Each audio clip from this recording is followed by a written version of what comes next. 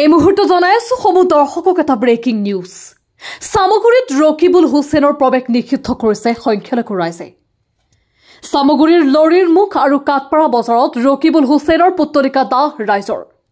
Rakibul Hussain go back Congress go back শ্লোগানেৰে আকাশ বতাহ কপাই তুলিছে প্ৰতিবাদকাৰীয়ে।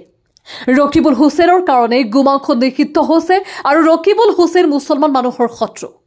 সন্ধিয়াৰ ভাগত এনেদৰে দেখা গ'ল সামগুৰিৰ কাটপাৰা বজাৰ আৰু লৰিৰ মুখ বজাৰত। ৰকিবুল হুছেইনৰ দাদাগিৰি বন্ধ হ'ব। ৰকিবুল হুছেইনে সংখ্যালঘু ৰাইজক লৈ হেতালি খেলিছে।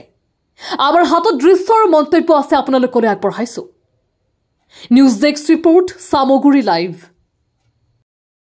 আমাৰ সামগুৰি প্ৰাক্তন MLA বৰ্তমানৰ ৰকিবুল হুছেইন ডাঙৰীয়া, যি তেখেতসকলক আমি ৰকিবুল হুছেইন ডাঙৰীয়াক আমি সখী শুনি কৰি দিছো।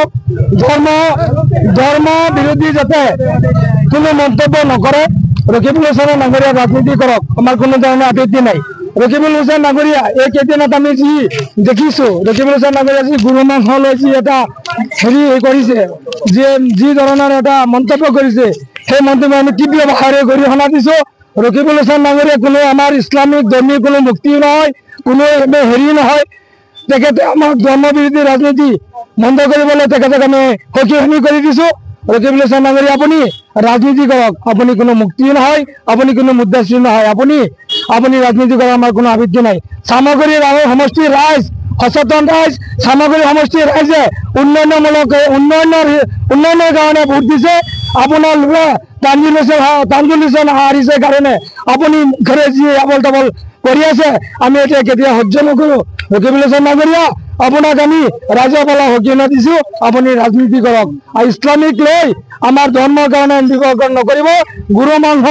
গৰু মাংস আমি কি খাম, কি পিন্ধিম, গৰু মাংস খাম না খাহীৰ মাংস খাম, আপোনাৰ পৰা আমি পাৰ্মিশ্যন নলওঁ। আমাৰ অধিকাৰ আছে, আমি খাহী মাংস খাম না গৰু মাংস খাম।